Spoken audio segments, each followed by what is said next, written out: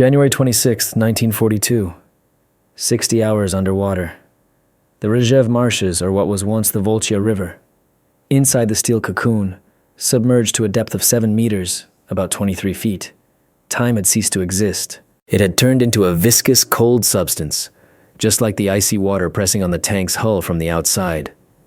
The air inside, it could no longer be called air. It was a heavy, oily mixture of exhaled breaths, the stench of sweat, fear, diesel, and something else, faintly sweet, hinting at decay. It was thick as gruel, and each breath was a struggle, as if you were trying to breathe through a wet rag. Lieutenant Sergei Orlov, the 20-year-old crew commander, sat in his seat, pressed against the cold armor of the turret. His eyes, long accustomed to the absolute darkness, were wide open but saw nothing but his own phantoms. He did not move. Movement was an expenditure of precious oxygen. He listened. He listened to the breathing of his 3 subordinates, the intermittent ragged inhale and exhale of the gunner, Misha Sokolov, who was already barely conscious, the heavy gurgling wheeze of the driver, Ivan Zubov, locked in his driver's compartment, separated from them by a bulkhead, and the quiet, almost inaudible breathing of Kostya Belov, the loader, who was curled up in a ball on the ammunition rack. Orlov had established a law, a cruel, inhuman, but only possible law for their sinking world. Breathing shifts. For 5 minutes, one man would breathe slowly and deeply. The others would breathe superficially in tiny sips, at the very limit of their capacity, almost not breathing at all. Then the shift would change. It was now Orlov's shift. He slowly drew the poison slurry into his lungs, and it burned him from the inside with carbon dioxide. His head spun, crimson spots danced before his eyes. He counted the seconds by the beats of his own heart. The heart beat slowly, sluggishly, as if it too lacked strength. 300 beats. His shift was over. He held his breath and quietly, almost silently, tapped his knuckle on the breech of the gun. The signal. A faint cough came from Belov in the darkness.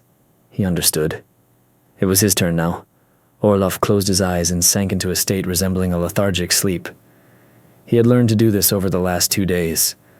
To switch off thoughts, desires, memories, anything that required energy, anything that consumed oxygen.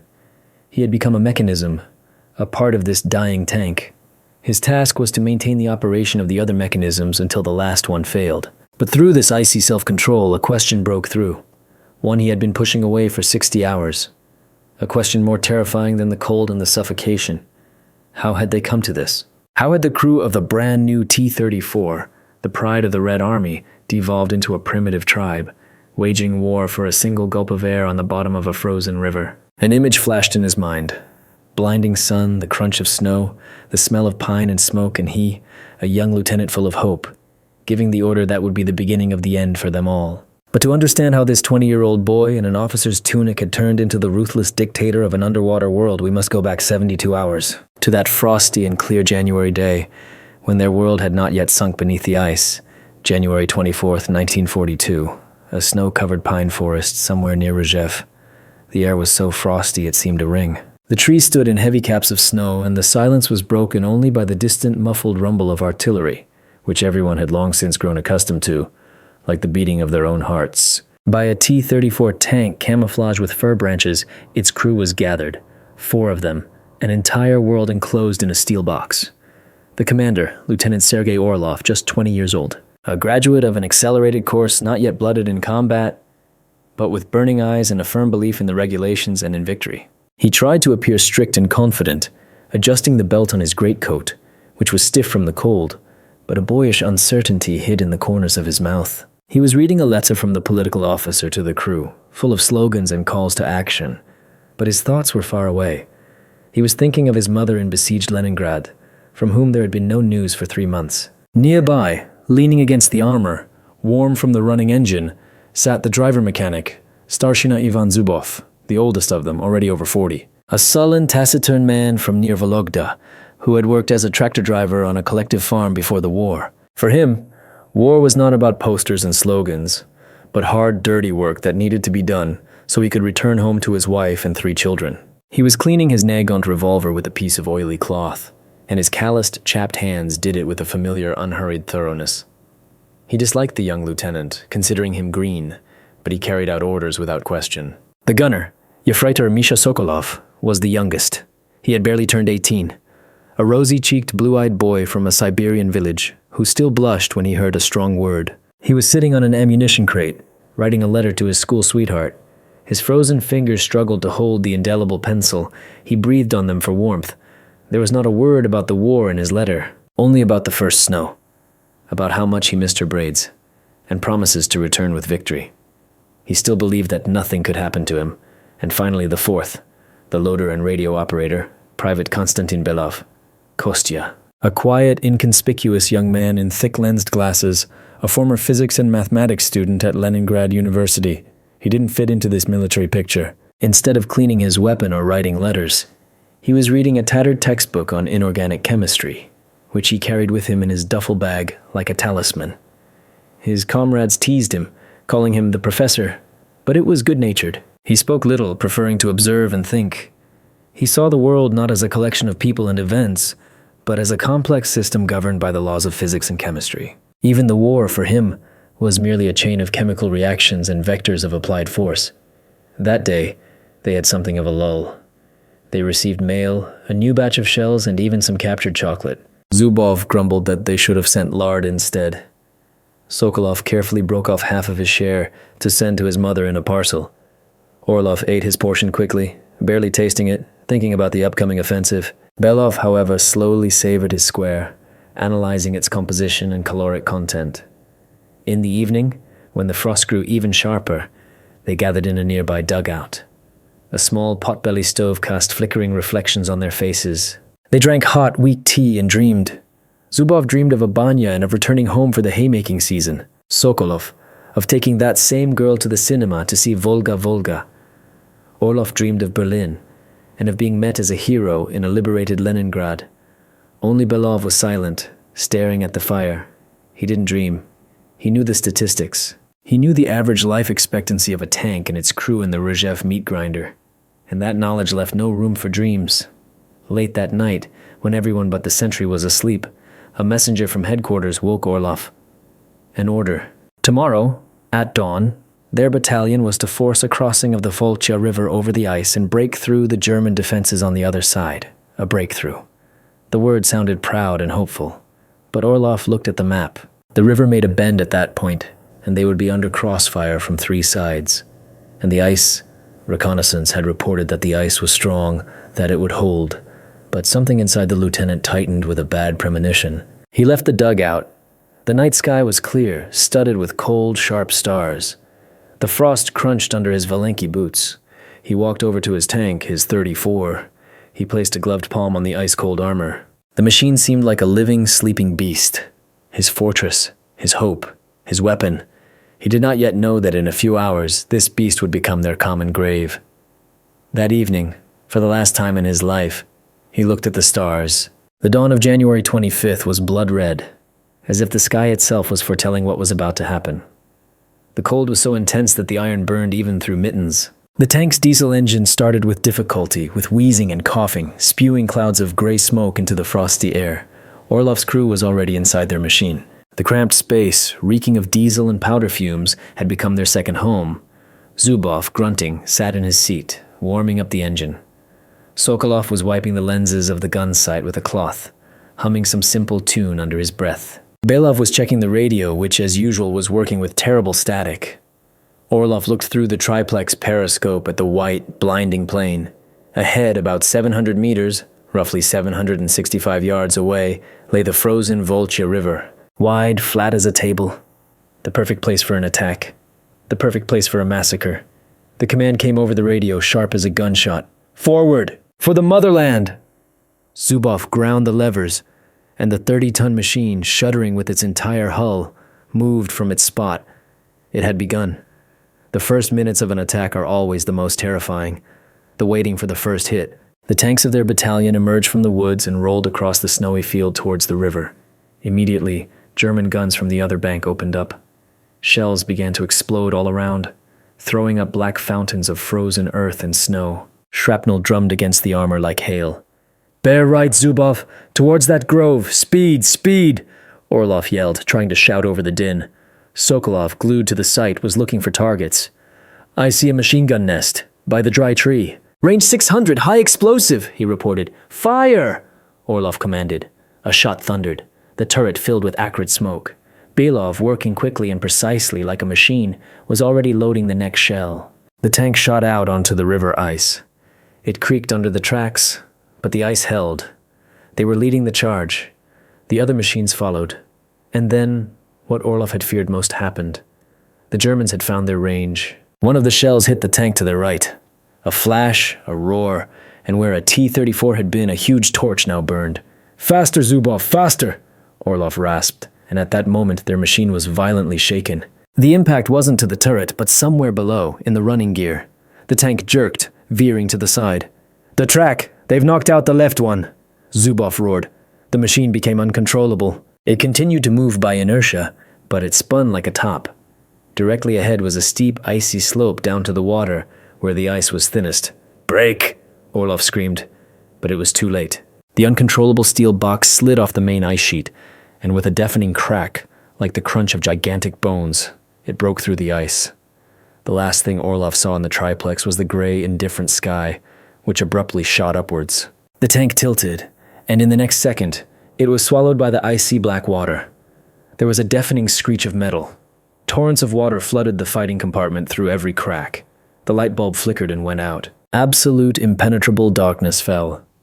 The machine was sinking, slowly but inexorably.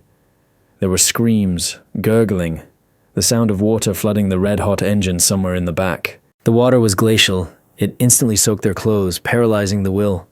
Orlov felt the tank hit something hard and stop. They were at the bottom. The water continued to rise. It was already up to their waists. "The hatches! Open the hatches!" Someone screamed in panic. It was Sokolov. Orlov fumbled his way to his commander's hatch and tried to open it. Useless. The water pressure outside was colossal. He heard Belov trying to open the loader's hatch. The same result. And then came Zubov's cry from the driver's compartment. "Help! I'm pinned!" The water in the fighting compartment had already risen to their chests. The cold seized their bodies, breathing became harder and harder. This was the end. To drown in your own tank, like rats in a trap. But then something strange happened. The water level stopped rising. It froze at neck level. Something in the engine compartment behind them cracked loudly, and the inflow of water ceased. An air pocket. The engine compartment was completely flooded, but the fighting compartment, proving to be sealed, had retained a pocket of air. They were alive, but they were trapped. In a steel coffin at the bottom of an icy river, under enemy fire.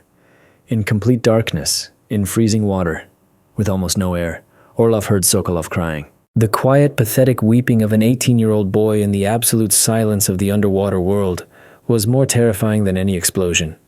And in that moment, Lieutenant Orlov understood. Panic would kill them faster than the lack of air. He took a deep breath of icy water and air and screamed as he had never screamed in his life. "Silence! Everyone, be silent!" The scream broke into a cough, but it had an effect. The crying stopped. In the ensuing silence, only their ragged breathing and the quiet, monotonous drip of water from somewhere above could be heard. In that moment, he realized, if they were to survive, he had to become more than just their commander. He would have to become their jailer, their law, and their god. The first hours in underwater captivity were like an endless nightmare. The absolute impenetrable darkness pressed down on the mind, blurring the lines between reality and delirium. The cold was not just a sensation, it became the very essence of their existence. The icy water in which they stood chest deep drew out the last remnants of warmth from their bodies. Their teeth chattered uncontrollably. Their bodies were racked with cramps. Every movement sent a dull ache through their frozen muscles. The sounds had changed. Instead of the familiar roar of battle, they were surrounded by a world of muffled, distorted noises. A hollow gurgling, the creak of metal under water pressure, and most of all, the deafening thud of their own hearts in their ears.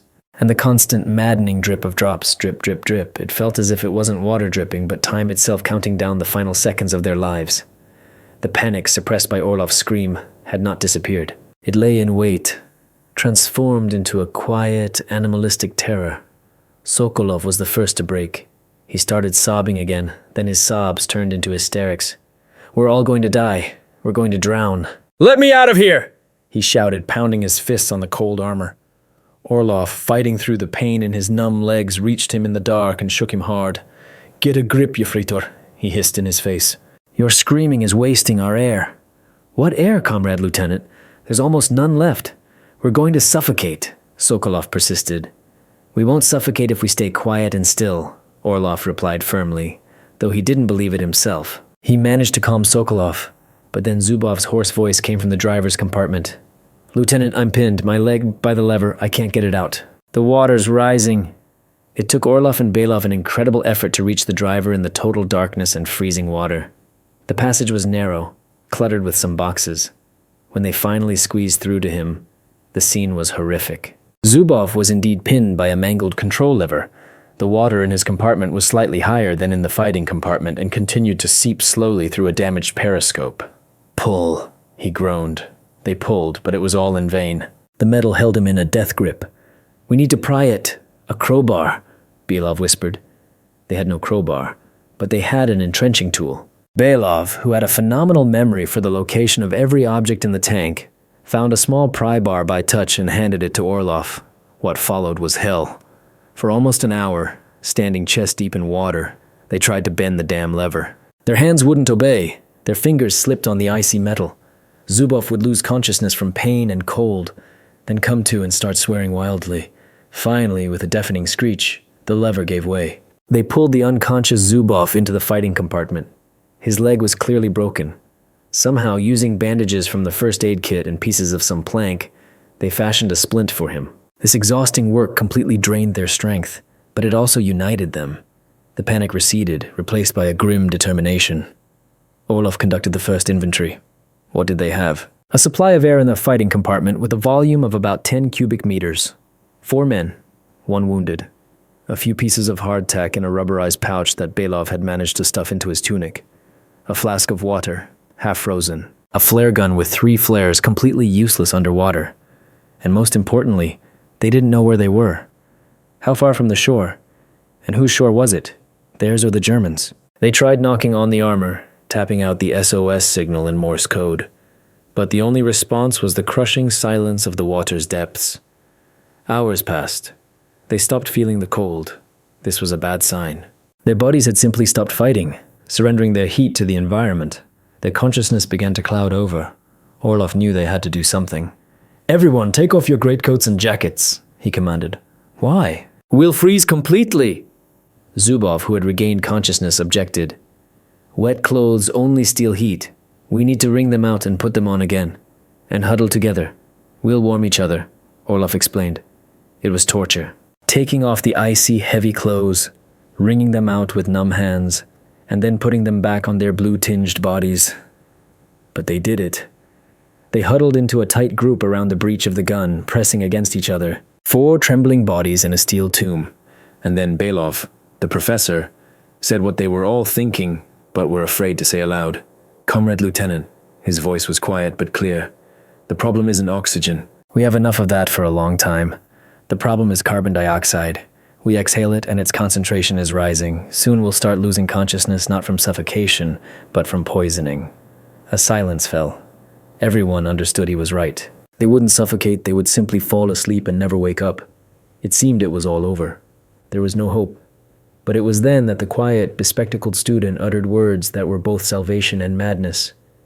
"Comrade Lieutenant, what do we have in the fire extinguishers?"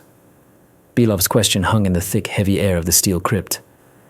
"What fire extinguishers, Kostya? Are you out of your mind?" "We're drowning, not burning," Zubov rasped, wincing from the pain in his broken leg. But Orlov was silent. He knew Belov never spoke just for the sake of it. Strange, unexpected ideas were always forming in his mind. Tetrachloride. "2 cylinders under the commander's seat," the lieutenant replied, straining his memory. "No, not those," Belov said, shaking his head in the darkness. "I mean the handheld ones, the fire suppression cartridges, with potassium hydroxide. They should be in the stowage rack." A frantic, desperate search began. In complete darkness, by touch, they started looking for these cartridges. Their hands, numb to the cold, groped along the smooth armor, slippery with condensation, bumping into sharp corners and protrusions. Sokolov, fighting off his weakness, helped them. Even Zubov, forgetting his pain, gave advice on where the rack might be. Finally, Belov let out a triumphant cry. He had found it. A small metal box bolted to the turret wall. With trembling hands, they pried it open. Inside, neatly arranged, lay 3 cylindrical cartridges. "What is this? And what are we going to do with them?" Sokolov asked, and then Belov began to explain. His voice in the darkness sounded like a professor giving a lecture in an empty auditorium. He spoke of chemical reactions, of the absorption of carbon dioxide by alkali. He explained that if they opened these cartridges and spread their contents on a surface, the potassium hydroxide would begin to react with the carbon dioxide in the air, turning it into harmless potassium carbonate. In essence, they could create a primitive chemical scrubber, just like on a submarine. Zubov listened to him with disbelief. "Chemistry," he grumbled. "Don't you pull our leg, Kostya? How can some powder save us from death?" But Orlov listened intently. Belov's idea seemed insane, but it had its own iron logic. It was a chance, the only one and possibly the last. "Do as you say," he told Belov firmly. Opening the cartridges proved difficult. They had no tools. They had to use a bayonet. Belov, like a surgeon, carefully in the dark, cut through the metal casing of the first cartridge. A white powder spilled out. It was damp and warm to the touch. "Where to put it?" he asked. They needed a large surface area. Orlov, without hesitation, tore off his tunic. "Here, spread it on this." They laid the wet tunic over the gun's breech and carefully spread the white powder on it. Then they opened the second and third cartridges. Now all that was left was to wait and hope that the nerdy student was right. An hour passed, then another. At first nothing happened. The air remained just as heavy and suffocating. Zubov was already starting to mutter that it was all for nothing. But then Orlov noticed, or rather felt it. It became a tiny bit easier to breathe. Just a little, on the verge of perception. The nausea disappeared. His head felt less heavy. "It's working," he whispered. It was their first victory. A small, almost imperceptible victory over certain death. They had defeated the carbon dioxide. They had bought themselves a few more hours of life. This success breathed new hope into them. For the first time in many hours, they felt not just raw animal fear, but exhilaration. They realized their fate was not sealed, that they could fight back. Belov was transformed overnight from the eccentric professor into their chief savior. Even Zubov looked at him, as much as was possible in the dark, with a certain respect. "You've got a head on your shoulders, Kostya," he rumbled. "You belong in headquarters, not hauling shells." But their joy was short-lived. They had solved one problem, but others remained. The cold, hunger, and the most terrifying thing, the uncertainty. It was at that moment, when they allowed themselves a minute of weakness and hope, that they heard it. The sound came from above. A dull, rhythmic thud transmitted through the mass of water in the tank's armor. Thump, thump, thump, thump. Someone was walking on the ice directly above their heads. Friendlies? Or Germans? The question made them freeze. Hold the very breath they had fought so hard to reclaim. Their small victory had attracted the attention of someone from the outside world, and they didn't know if that someone brought salvation or final doom. The small victory over suffocation gave them not only air but something more important, structure. Orlov understood that without strict discipline and a clear routine, they would quickly descend into madness and anarchy. He gathered the last of his willpower and turned their sunken tank into something akin to a monastery or a submarine, living by strict laws. He announced the creation of their own small empire at the bottom of the Volchya River. "From this moment on, we live on a schedule," he announced in a firm voice that brooked no argument. "What schedule, Lieutenant? You can't see day or night in here," grumbled Zubov. "I have a watch." "It's still running," Orlov replied, touching the commander's watch on his wrist. "It will be our sun." And he established the laws. The first and most important law, conserve air. He introduced those same breathing shifts we mentioned at the beginning. Every 2 hours, one person had the right to breathe relatively freely. The other 3 had to control every breath, making it shallow and infrequent. It was incredibly difficult, but it worked. The second law, conserve energy, a minimum of movement. Talking was allowed only in a whisper and only when necessary. Most of the time, they were to remain in a state close to suspended animation, trying not to think or feel. The third law, rationing. They had only 4 pieces of hardtack left. Orlov divided them into 8 portions. Each man was allotted 1/4 of a piece of hardtack per day. It was a few crumbs, but it was food. They took water directly from the tank, filtering it through a piece of cloth. It tasted of oil and rust, but it was water. He even organized watches. Each man in turn had to stay awake and listen to what was happening outside, to tap out SOS signals in Morse code, and to monitor their homemade carbon dioxide scrubber, periodically stirring the powder on the tunic so it would react better with the air. At first it seemed absurd. playing at discipline in a mass grave. But gradually, everyone understood the genius of Orlov's plan. This harsh, almost prison-like regime not only gave them a chance at physical survival, it gave them a purpose. It prevented their minds from dissolving into the darkness and despair. They weren't just waiting for death, they were working, they were fighting. Their tank was no longer just a prison. It became their Noah's Ark, their small state with its own laws, hierarchy, and even an economy based on gulps of air and crumbs of bread. Orlov was their ruler, strict but fair. Belov was their minister of science, responsible for the life support system. Sokolov and Zubov were the ordinary citizens of this underwater republic. They learned to live in the dark, their hearing sharpened to its absolute limit. They could hear the hull creak under the water pressure, the silt shifting on the bottom, the air bubbles seeping through micro cracks and rising to the surface. They learned to communicate almost without words, understanding each other by their breathing, by the slightest movement. They fell into a state of a strange, grim trance. Time stretched on endlessly. The first day passed, then the second. Their bodies grew accustomed to the cold and hunger, but their souls were tormented by ghosts. In the long hours of silence and semi-consciousness, each was visited by his own demons. Zubov, in his delirium, spoke to his wife, promising her he would be home soon. Sokolov cried in his sleep, calling for his mother. Belov muttered chemical formulas as if chanting spells. And Orlov replayed the moment of the attack in his head again and again. He blamed himself. He, the commander, had doomed his crew. This thought was sharper than any shrapnel, but he had no right to show his weakness. He was their rock, their steel core. If he broke, they would all break, and their system worked. They were alive. Their small, desperate empire held on. But as in any empire, discontent was brewing. Not everyone was prepared to live by the laws of this new world. Zubov, tormented by the pain in his leg and by hunger, began to look, as much as was possible in the dark, towards Orlov more and more often. Hints of irritation and hatred could be heard in his breathing. He considered the lieutenant's laws meaningless and cruel. He believed Orlov was just delaying the inevitable, prolonging their suffering. In the darkness of their small world, a rebellion was taking root.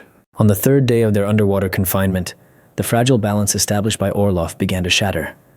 The source of the chaos was Ivan Zubov. The pain in his broken leg, the constant cold, and the hunger had turned the sullen but disciplined soldier into an embittered, desperate animal. He became the embodiment of the fear and selfishness that lurked in each of their souls. He was the voice of their despair. It all started with small things. Zubov began to break the laws of their little empire. He started breathing more loudly when it wasn't his shift. He began to move around more often, complaining of pain. Though everyone understood it was just an excuse, he started to sow doubts. "Lieutenant, are you sure your watch is right?" he rasped one time. "Maybe a week has passed? Maybe no one is looking for us anymore?" "The watch is right. They are looking for us," Orlov answered curtly. "And what if they aren't? What if we've been written off, counted as dead? We're sitting here breathing on a schedule like fools, and they've already sent death notices for us," Zubov persisted. His words were poison. They seeped into the mind of Sokolov, who was already on the verge of a breakdown. He started crying quietly again. Orlov tried to put a stop to these conversations, but Zubov grew more brazen. He threw down a direct challenge to the commander's authority. The climax came during the next distribution of rations, a few crumbs of hardtack. Orlov, as usual, divided the last piece of hardtack into 4 equal parts by feel. He passed a portion to Sokolov, then to Belov. When he held out a portion to Zubov, the man snatched not only his own share but also the one intended for Orlov. "Enough," he snarled. "You, Lieutenant, are sitting here warm and healthy while I'm wounded." "I need more strength." In the ensuing silence, they could hear Zubov greedily, crunching, devouring the stolen crumbs. This was more than stealing food. This was rebellion. This was a declaration of war. Orlov knew that if he didn't react now, his authority would crumble, and they would all perish in the chaos. He didn't say a word. In the complete darkness, he crawled towards Zubov. Sensing danger, Zubov tried to push him away, but Orlov was faster. He didn't hit him. He did something far more cruel. He grabbed Zubov by the throat and began to squeeze, depriving him of the very air they were fighting so hard to conserve. Zubov choked, started to fight back, but the odds were against him. Orlov, the 20-year-old boy, had become a merciless executioner. "You want to breathe?" he hissed directly into Zubov's ear. "You want to eat? You will eat and breathe only when I allow it. If you disobey an order one more time, I will simply strangle you. And the 3 of us will have more air. Do you understand? He relaxed his grip. Zubov greedily gulped for air, coughing and sobbing. He was broken, not physically but morally. He understood that this Green Lieutenant was prepared to do anything to maintain order, even to kill. This was the surgical cruelty that military psychologists speak of. Orlov was not a sadist. He was a surgeon, amputating a gangrenous limb to save the whole organism, but this act cost him dearly. He felt something inside him die. He had crossed a line. He had stained his hands with filth so that the others might have a chance to keep theirs clean. Silence reigned in the tank once more, but it was a different kind of silence. Not the silence of despair, but the silence of fear and submission. The rebellion was crushed. Orlov's power became absolute. He had defended his law. He had saved their little empire from anarchy. But while they were dealing with their internal conflict, while they waged their small civil war over crumbs of bread and gulps of air, they did not hear how their real enemy, the outside environment, was preparing its final crushing blow.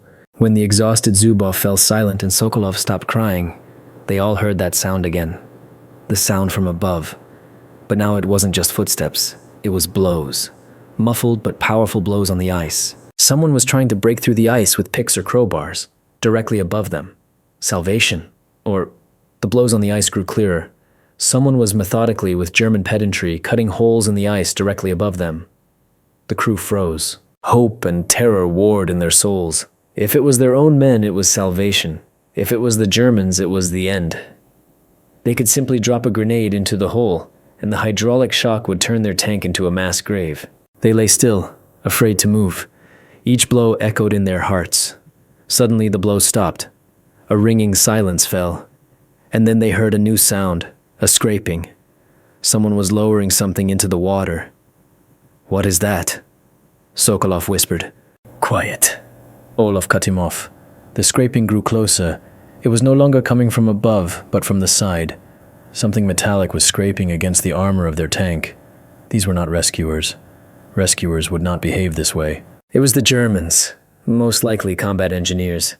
They were inspecting the sunken tank, perhaps to blow it up later or to salvage it. In that moment, Orlov understood.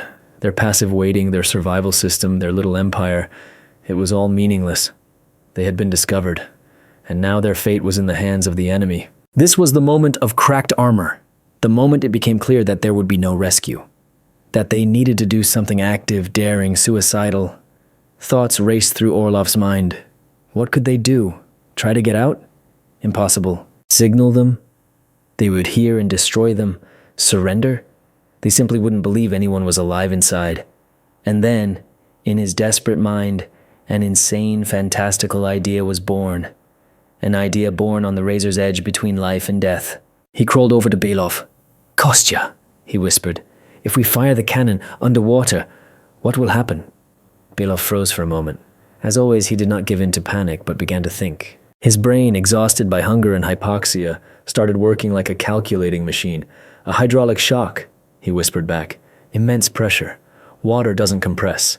The energy of the shot will go not forward, but in all directions. It could just crush us, or the hull might not hold and we'll be flooded instantly." "And the ice?" Orlov pressed. "Could the shot break the ice above us?" Belov thought again.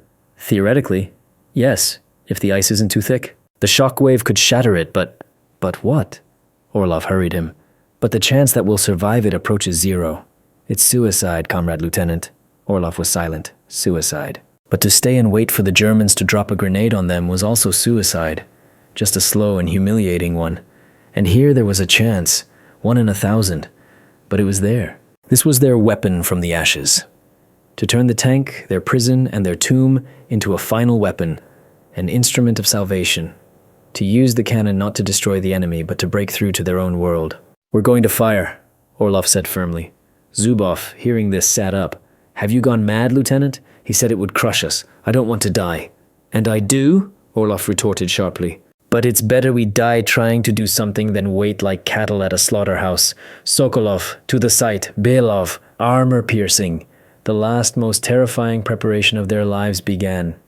Working in the dark and water was almost impossible. Sokolov, his whole body trembling, tried to elevate the gun vertically. It was incredibly difficult. The mechanisms, unlubricated and rusted, yielded with great effort. Belov and Orlov together, straining their last reserves of strength, tried to ram the heavy 76mm armor-piercing shell into the breach. It was slippery, heavy. It kept slipping from their weakened hands. Zubov sat to the side and prayed. He didn't believe in success. He was simply waiting for the end. Finally, after what felt like an eternity, everything was ready. The gun was pointed straight up. The shell was in the chamber. Orlov placed a hand on Sokolov's shoulder. "Ready, Misha?" The boy only nodded, unable to utter a word. "Belov, Zubov, open your mouths and cover your ears, so your eardrums don't burst," Orlov commanded. He looked around, as much as was possible, at his men, his crew, exhausted, half dead, but not broken. "Well, with God's help," he whispered. And he gave the final order in his underwater empire. "Fire." Misha Sokolov, the 18-year-old gunner, placed his fingers on the trigger. In that moment, his entire short life flashed before his eyes. He remembered his mother, her warm hands, the girl with the braids to whom he never sent that last letter. He closed his eyes and pressed. There was no explosion, there was something else indescribable. A moment of absolute silence was replaced by a sensation as if the entire world had been compressed into a single point, and then had detonated. It was not a sound, but a monstrous, all-pervading pressure, a hydraulic shock. It slammed them against the armor, knocking the last bit of air from their lungs. It felt as if their bones would turn to dust. The tank shuddered as if struck by a gigantic hammer. New torrents of icy water gushed from the ceiling and walls. Rivets shot out like bullets. There was a deafening screech of tearing metal. Their ark, their fortress, their prison was dying. Orlov lost consciousness for a moment. When he came to, he didn't immediately understand what had happened. An infernal roar surrounded him. Water was flooding in with incredible speed. It was already up to his neck. He realized they had seconds left before being completely submerged. The end. Their insane plan hadn't worked. They had lost. But then he saw it. From above, through the murky water, a faint, ghostly beam of light was breaking through. Pale, gray, but it was light. Daylight. They had done it. They had broken the ice. "Up! Everyone! Up!" he screamed, choking on water. He tried to rouse Belov. The man was unconscious but breathing. Orlov shook him, slapped his cheeks. Kostya opened his eyes, looking around uncomprehendingly. "You're alive! Get to the hatch!" Orlov yelled. He crawled towards Sokolov. Misha was lying slumped in his seat. His eyes were open, but there was no life in them. A thin trickle of blood flowed from his mouth and ears. The young heart had not withstood the monstrous pressure. He was dead. The price of their salvation. Orlov froze for a second, looking at the dead face of the boy who had dreamed of the cinema. But he had no time for grief. The water was already up to his chin. He crawled to Zubov. The driver was unconscious, his head lolling in the rising water. Orlov checked his pulse. Faint, but there. He couldn't pull him out alone. "Belov, help!" he shouted. The two of them tried to drag Zubov's heavy body towards the gunner's hatch, above which a hole now gaped in the icy shell. But they had no strength. They could barely stand themselves. "We can't do it," Belov rasped. "Go alone," Orlov commanded. "Get out and call for help." Belov, swaying, scrambled onto the gunner's seat and disappeared through the hole. Orlov was left alone, with two comrades, one dead, the other unconscious. The water had risen so high he had to tilt his head back to get a gulp of air. He knew this was the end. He had saved Belov, but he himself would die here. He closed his eyes, preparing for death, and at that moment shouts came from above. Then a face in an Ushanka hat peered into the hole. "Hey, anyone alive down there?" a voice shouted. It was their own men, scouts. They had been drawn by the roar of the shot and the fountain of water that had erupted from under the ice. They were pulled out from just under the ceiling of the flooded tank. Orlov and the unconscious Zubov. They couldn't retrieve Sokolov's body. He remained there in his steel grave. When Orlov found himself on the ice in the blinding sun, he couldn't believe his eyes. He was breathing clean, frosty air. He was alive. He and Belov, wrapped in sheepskin coats, were placed on a sled and taken to the medical battalion. On the way, a reconnaissance officer asked him, "How did you end up in there, Lieutenant? What happened?" And Orlov began to tell his story, about how they sank, about the 3 days in darkness, about the chemical scrubber, about the shot from the cannon. The officer listened to him intently, then shook his head sympathetically and said to the medic, "Give him a sedative. Looks like severe shell shock. He's talking nonsense." In that moment, Orlov understood. No one ever, would believe their story. Their feat, their hell, their 3-day struggle for life sounded like the ravings of a madman. Salvation had turned into a new prison, a prison of disbelief and oblivion. The fates of the surviving crew members unfolded as the fates of people who have experienced something beyond human comprehension usually do. They were scattered among different hospitals and then to different fronts, as if the war machine sought to rid itself as quickly as possible of the inconvenient witnesses to a miracle that didn't fit into any regulations. Lieutenant Sergei Orlov, the commander who became the dictator of an underwater world, spent a long time recovering from bilateral pneumonia and severe frostbite. In the hospital, he was interrogated several times by an officer from the special department.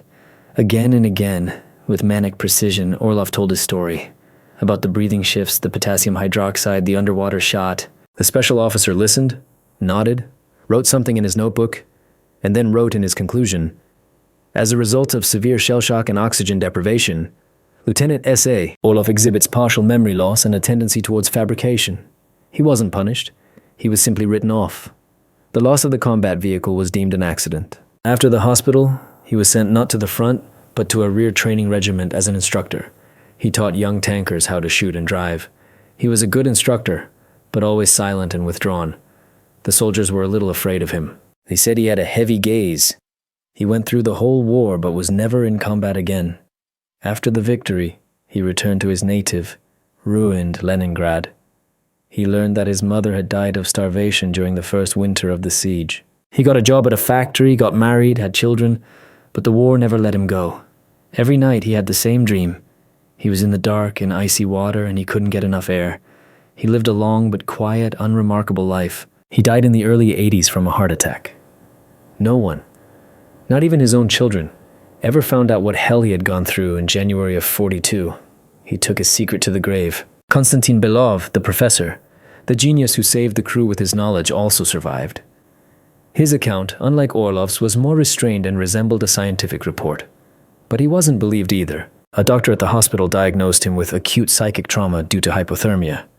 After treatment, as a man with higher education, he was transferred to a military laboratory where he worked on developing new types of smoke mixtures until the end of the war. His talent found an application, but his feat remained unrecognized. After the war, he returned to science, became a doctor of chemical sciences, a professor. He never told anyone what had happened at the bottom of the Volchya River. Perhaps he himself wanted to forget that nightmare, to erase it from his memory as an illogical and irrational event that defied scientific explanation. The fate of Starshina Ivan Zubov, the rebel, was the most tragic. He was pulled from the tank unconscious. In the hospital, in addition to the fracture, he was diagnosed with a severe form of pneumonia and gangrene in his frostbitten leg. The leg had to be amputated. He hovered between life and death for a long time. When he regained consciousness, he remembered nothing of the last days in the tank. His memory had blocked the traumatic recollections. He was medically discharged due to his wound and returned to his village near Vologda as an invalid. He never knew for the rest of his life how he had managed to survive. He thought he had simply been pulled from the flooded tank right after it fell through the ice. He lived out the rest of his life working as an accountant on the collective farm, and only sometimes in his dreams, vague images would come to him. Darkness, cold, and a young lieutenant strangling him.